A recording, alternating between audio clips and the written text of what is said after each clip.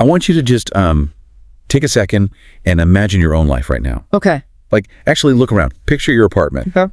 The books on your shelf, your closest friends, even, the barista who just automatically knows your regular morning coffee order. Right, the daily anchors. Exactly.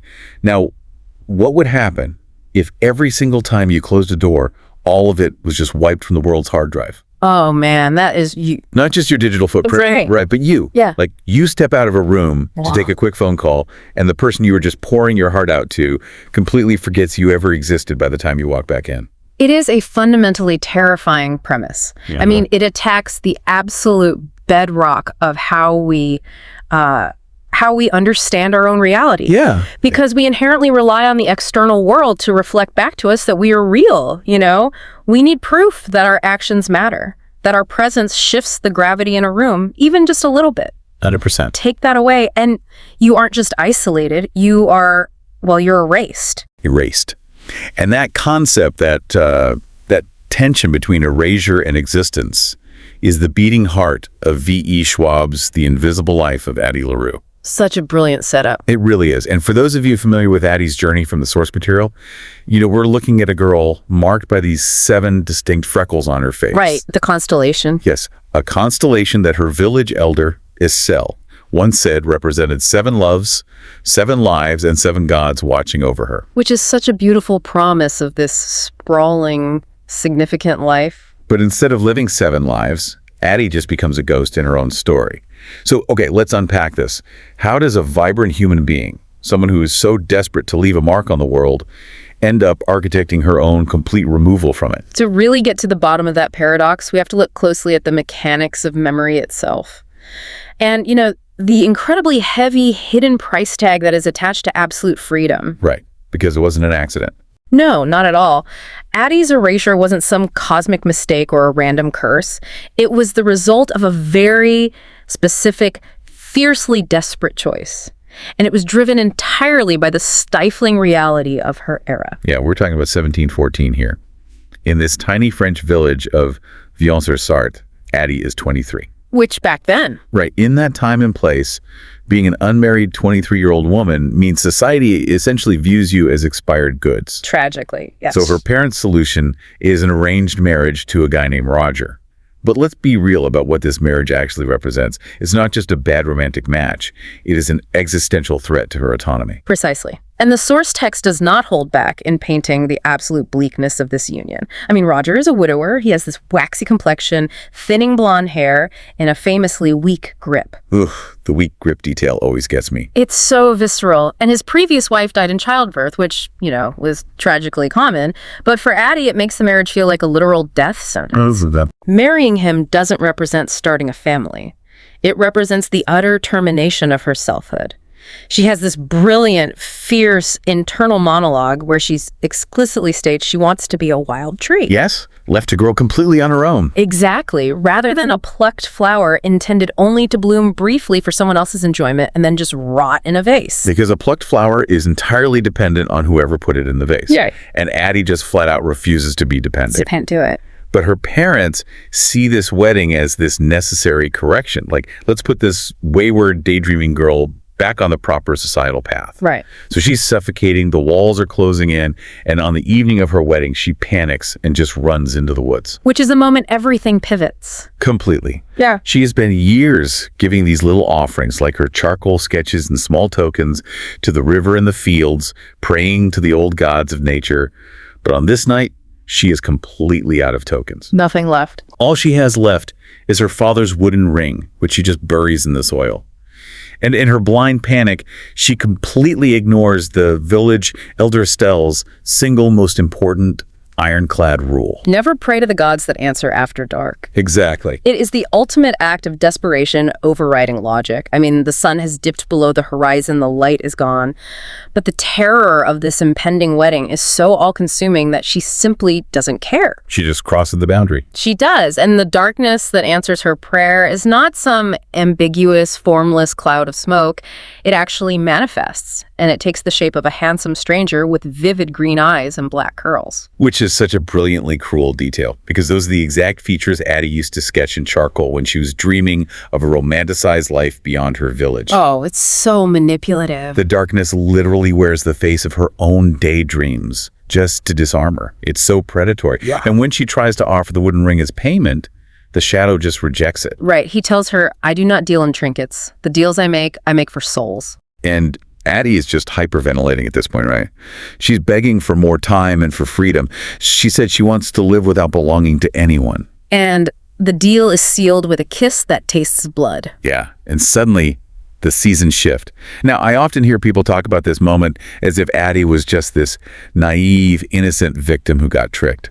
But I have to push back a little on that. Oh, how so? Well, she knew what she was doing, didn't she? I mean, it feels incredibly similar to downloading an app you desperately need right this second and just blindly hitting agree on a terrifying 70-page terms of service agreement. Without reading a single line. Exactly. You know there's a catch, you know you're giving up your data, but your current reality is so unbearable that you just accept whatever the risk is. That is a really great analogy. And what's fascinating here is the dark god's cruel legalism and how he enforces those terms of service. Legalism is terrifying. He operates exactly like a malicious, hyper-literal contract lawyer. Addie asked for two things, right? Time without limit and absolute freedom from belonging to anyone. He gave her exactly that, down to the letter. But he weaponized the very concept of freedom.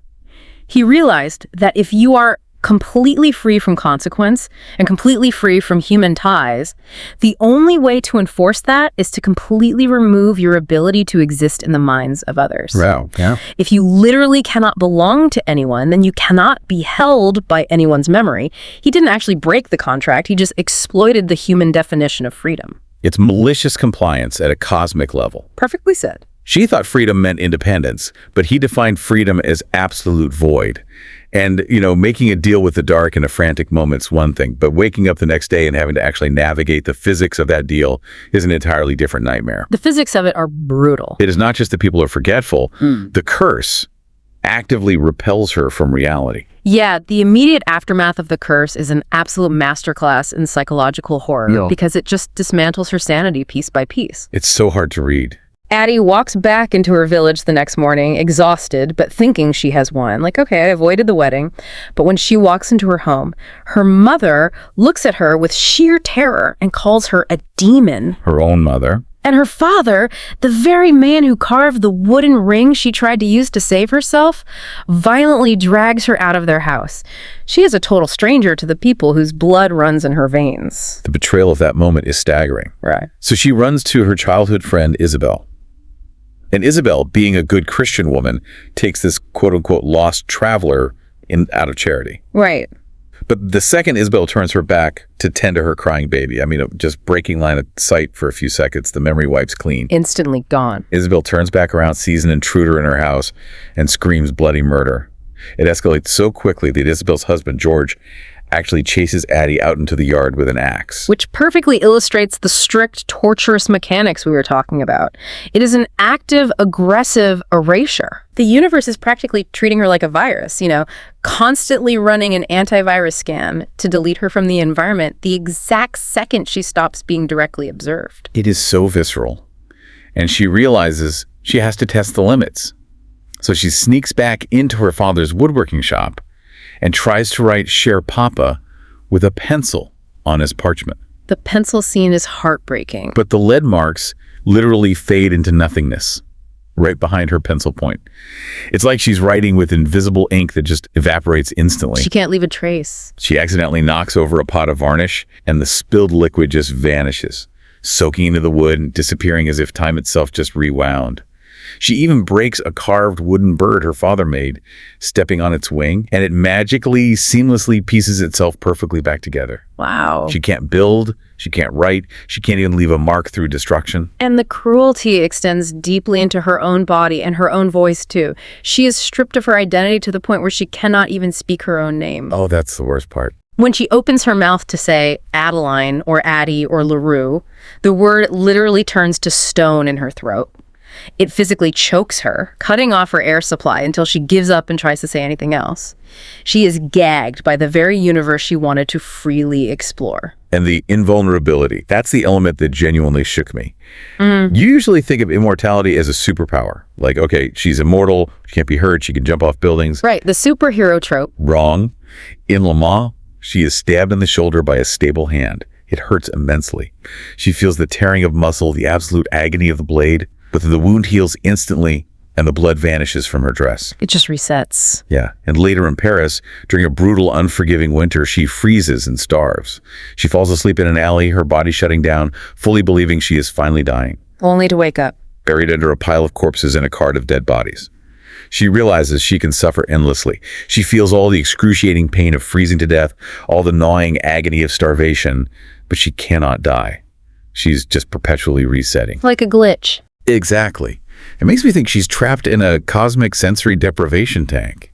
Or even worse, it's like a video game that constantly, mercilessly resets to the last chuck point the exact second she walks out of a room.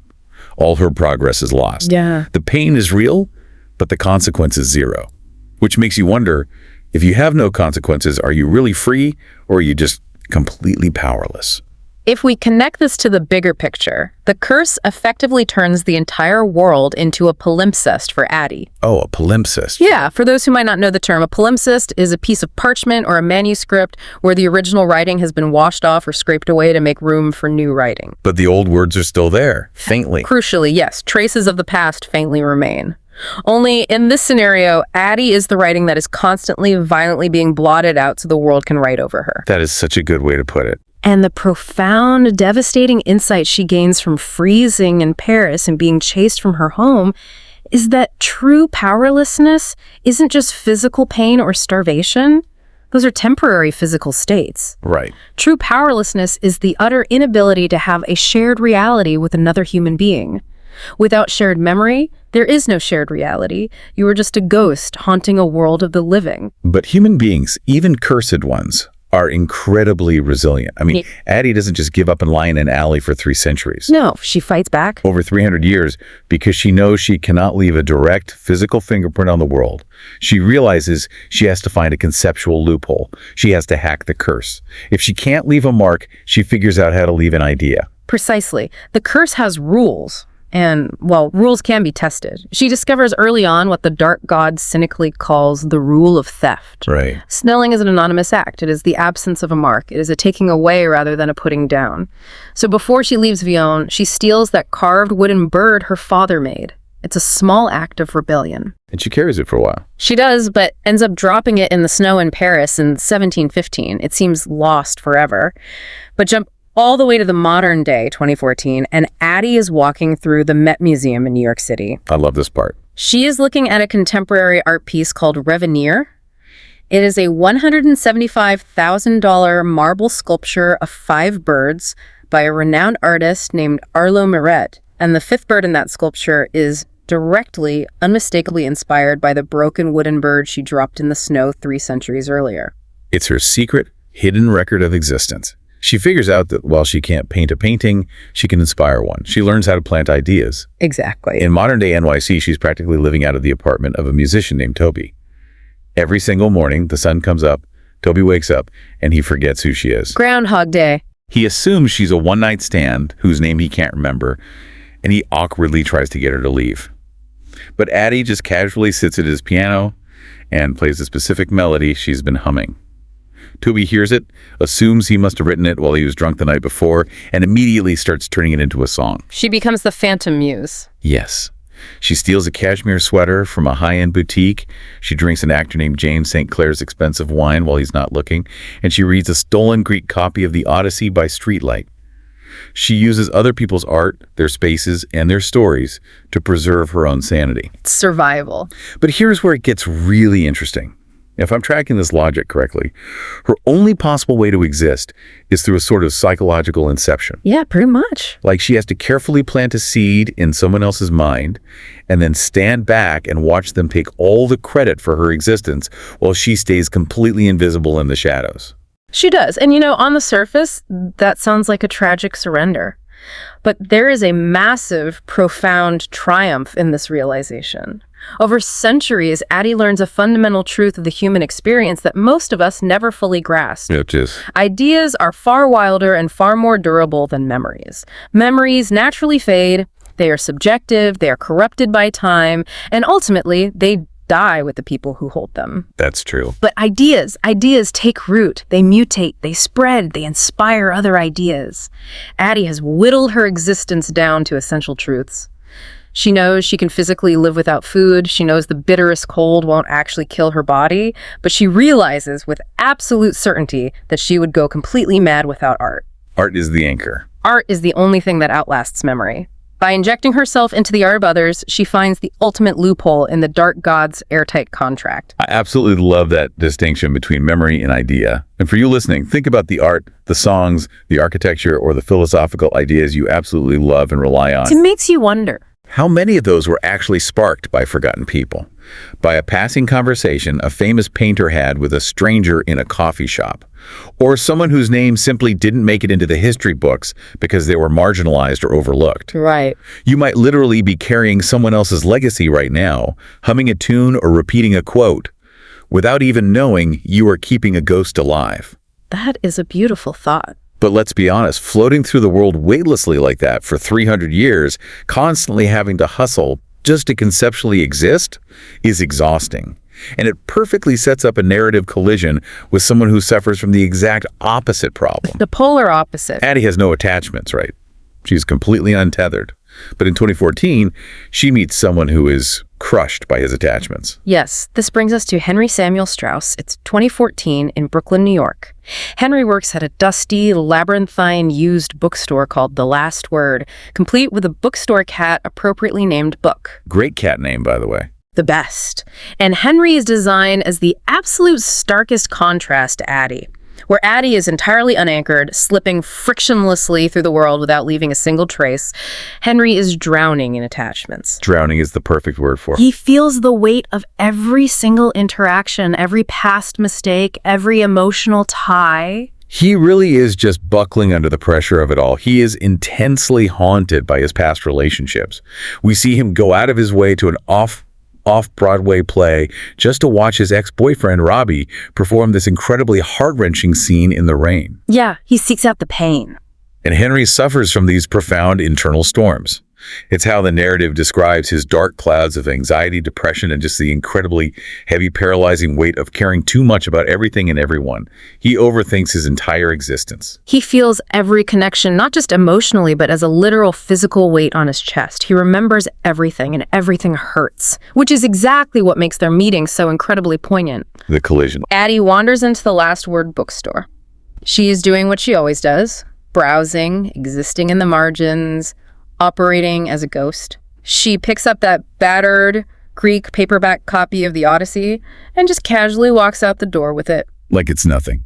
She assumes the rule of theft will seamlessly apply, that the universe will wipe the slate clean, and she will simply fade from the environment as she has tens of thousands of times before. But Henry catches her. He follows her right outside the store onto the sidewalk and confronts her. He realizes she is stealing the book. And she prepares for the reset. Addie immediately braces herself. She knows the drill. She's expecting the usual cycle. He'll blink, the curse will trigger, his eyes will glaze over, and he'll wonder why he's standing on the sidewalk. But instead of the curse taking hold or him calling the cops and making a huge scene, Henry just looks at the book. He sighs, notes that it's in Greek and won't fetch any real resale value anyway, and tells her it's an honest mistake.